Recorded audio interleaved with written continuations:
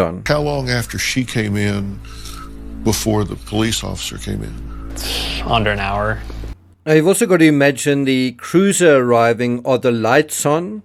Right? There's been a report of a kidnapping. Does the cruiser arrive with the lights on? If it's dark, you're probably going to be able to see them. And Burke's room can actually see over onto the front road and the front garden.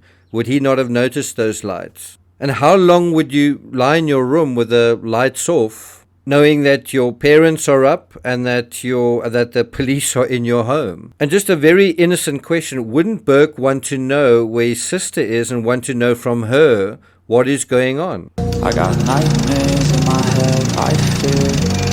Thoughts build up until I can't. My mind fills up into a creature, and it haunts me somewhere much deeper.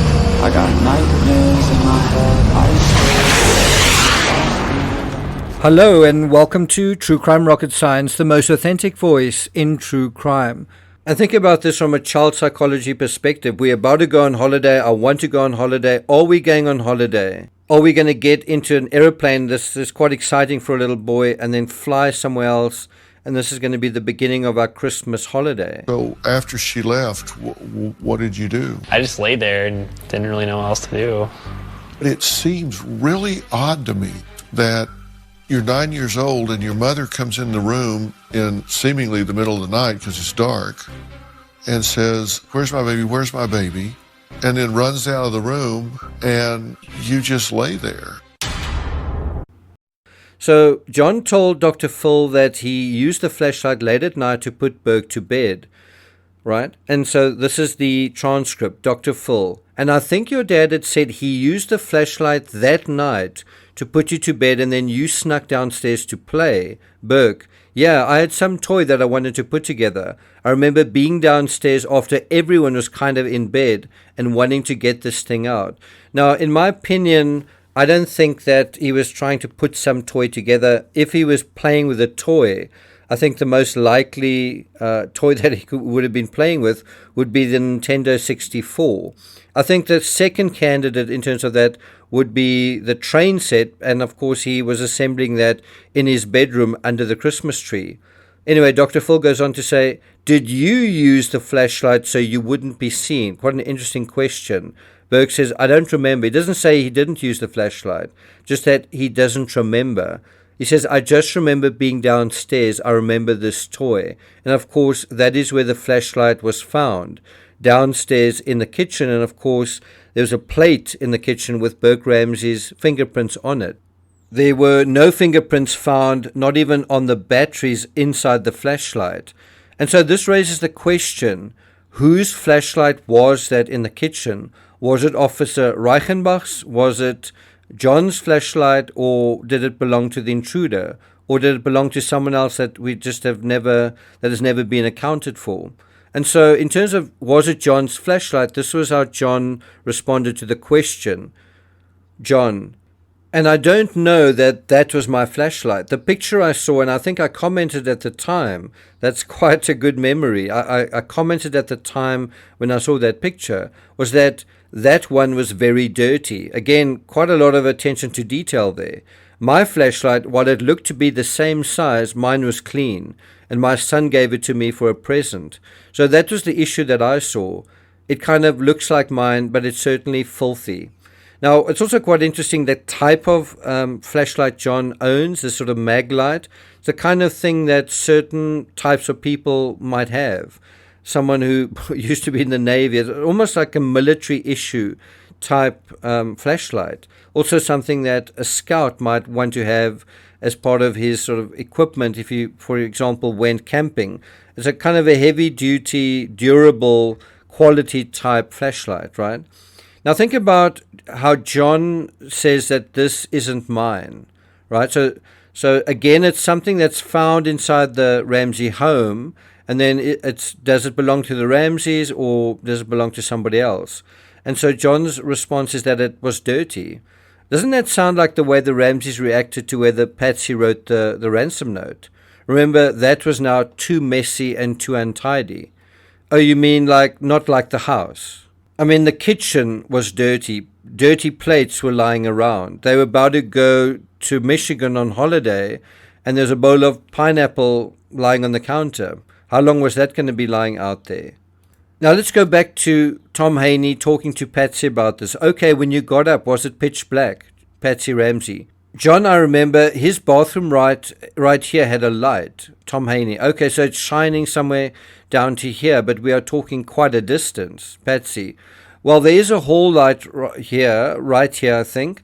That was on, because I remember, when you first look up, it's like bright, Now, it's quite interesting how Patsy remembers certain things clearly, obscure things, like a hall light that's on, but where it deals with the ransom note and JONBENET, she can't seem to remember. Also, John can remember details like how dirty the flashlight is, but he can't remember if he turned on the light when he went into the wine cellar. Tom Haney, the laundry room light was on here. This is the light right next to JONBENET's room. The light here? Yes, I was working there. Tom Haney, okay, did you turn it on? Patsy Ramsey, I don't remember. That could have been one that was left on. I don't know. Now, if you go to the neighbor's testimony, none of them saw a light burning inside the house near JONBENET's room the whole night. She says, sometimes we leave that one on.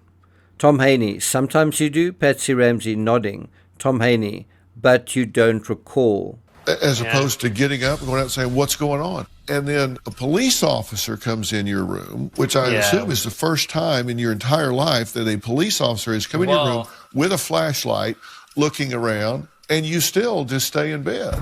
To be fair, I didn't know it was a police officer. It was just kind of... But somebody comes in your room with a flashlight, and you never get up and say, what is going on here? Often when we talk about the strange behavior of the Ramseys during this whole morning after Christmas, we don't really mention Burke. And here Dr. Phil is highlighting that. Not only was his parents' behavior strange, so was Burke Ramsey's.